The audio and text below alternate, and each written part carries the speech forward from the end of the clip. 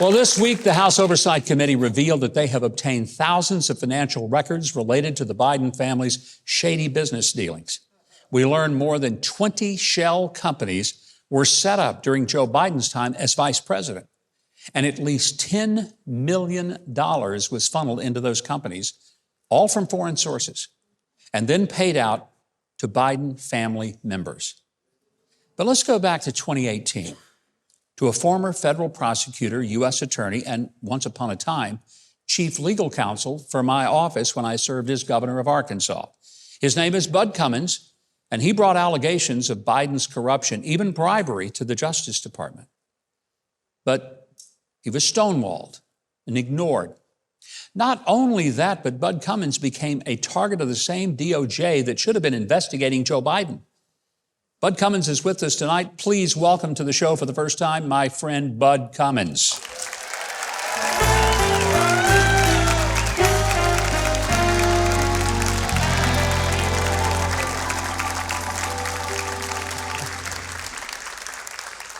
Honestly, Bud, if someone else had told me the story that you have been through, I would have said, yeah, I think he's exaggerating that.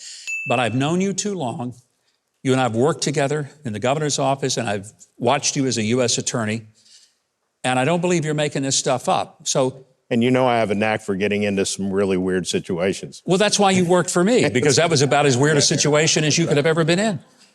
Tell me what happened. I want you to just give us, somebody brought you some stuff. Mm-hmm. You had a lot of contacts at the Justice Department from having been a U.S. attorney, and so you talked to them. What transpired that led to all this?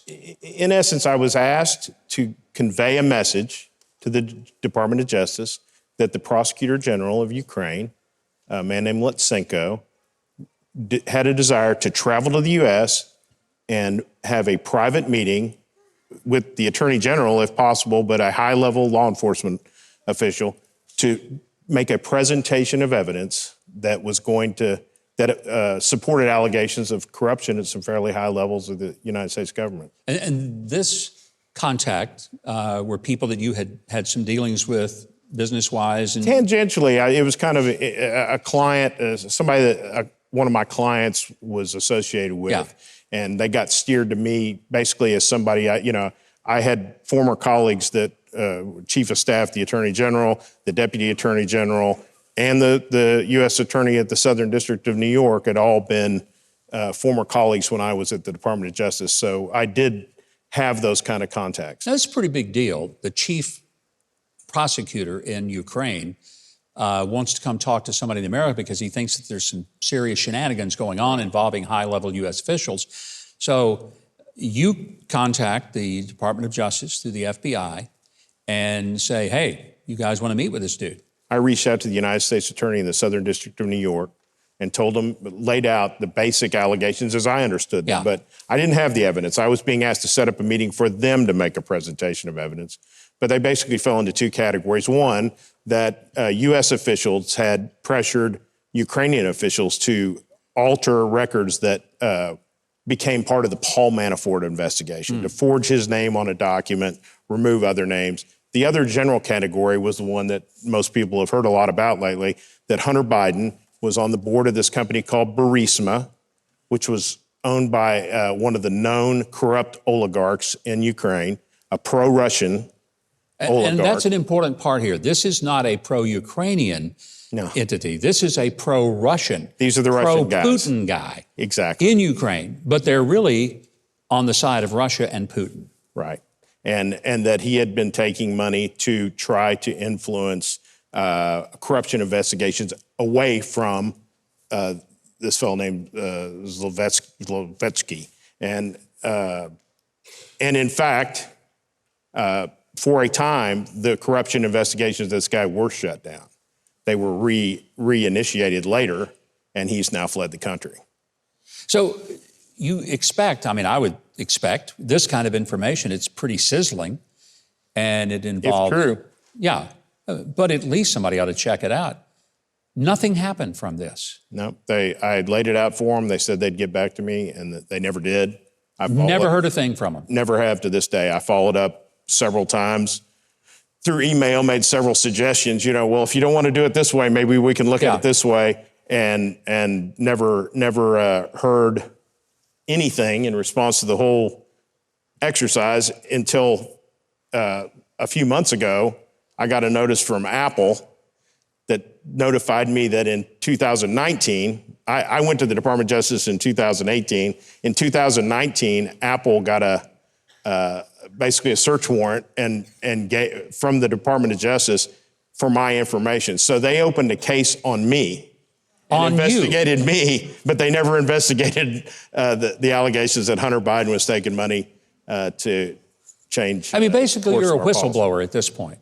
For all practical purposes, you certainly were connecting the Department of Justice with what was alleged, we don't know if it was true, but alleged some high-level corruption that involved the son of the former vice president and one-day president. Right, allegedly, and we now know so much that it looks like it's true. But at the time, I was aware that Ukraine was an interesting and complicated place, and this could have been misinformation or something. I didn't vouch for the credibility of the information. I offered it, but as a former federal prosecutor, as a Senate confirmed United States attorney, I can't imagine somebody offering that presentation and the FBI and the Department of Justice not wanting to hear it and see what they thought about it. And that's what I think makes this so stunning to me. You have been a U.S. attorney. You were a federal prosecutor. You were chief legal counsel in the governor's office. You've been in private. The credibility is well established. And they act like, nothing to see here. Let's move on. And let's investigate Bud Cummins. You were asked to get some information to the FBI. You did that. That was all ignored. But you become the target. And this is stunning to me. In 2019, there is a subpoena to Apple Corporation, and they want all of your records related to your iPhone, to your account.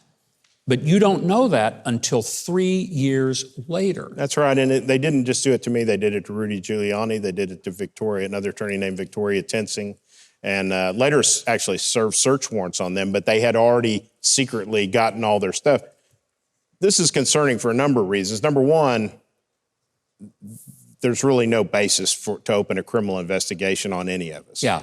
We're trying to point the government to potential wrongdoing. Number two, the fact that we didn't know about it. We're all lawyers, and you go and grab all my emails. You're grabbing all my clients' emails, and there's attorney-client privilege issues everywhere, and there's a lot of rules about that. And it appears that they might have just blown through all those rules. And so they were just looking at every and anything you had, but they didn't tell you about it.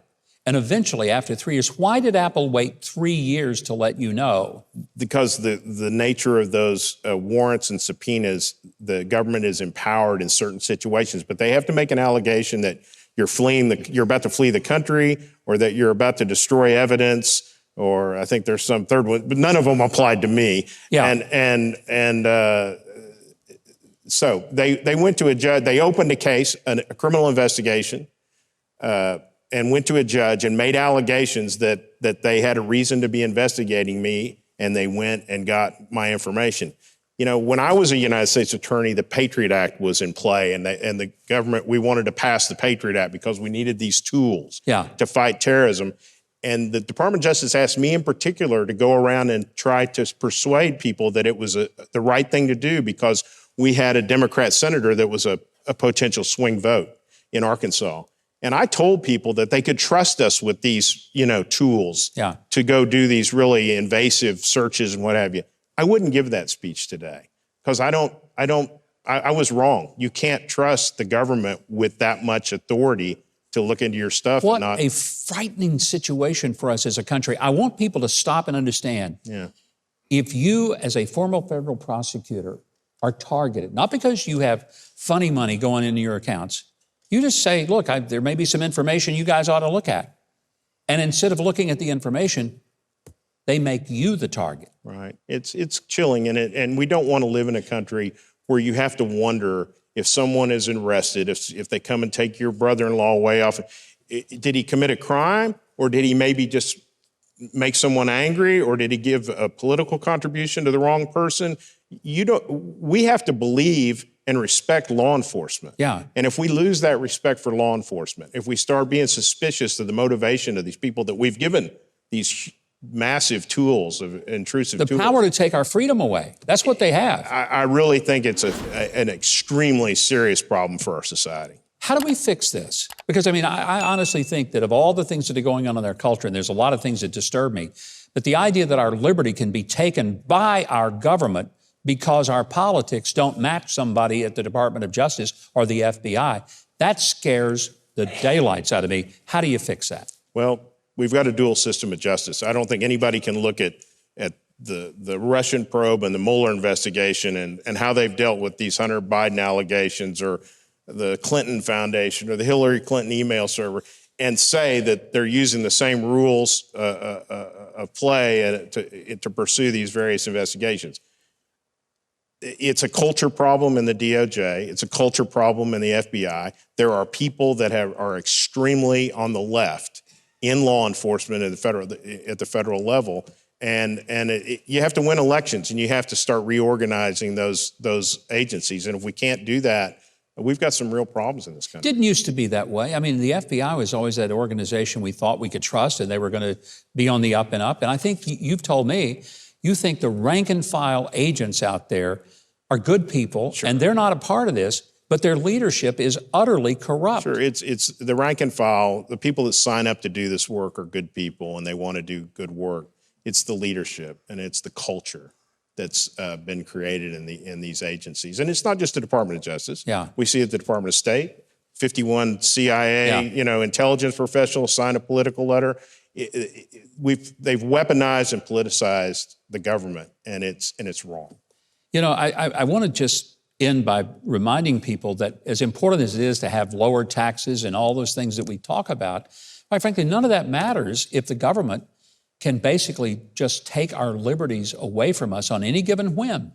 And we better get people in office and elect them who will protect our fundamental liberties. Bud, thank you for joining me. What a pleasure. Now, we've got links to follow Bud Cummins on social media. They're already at Huckabee.tv. Just go there. We will directly link you to Bud.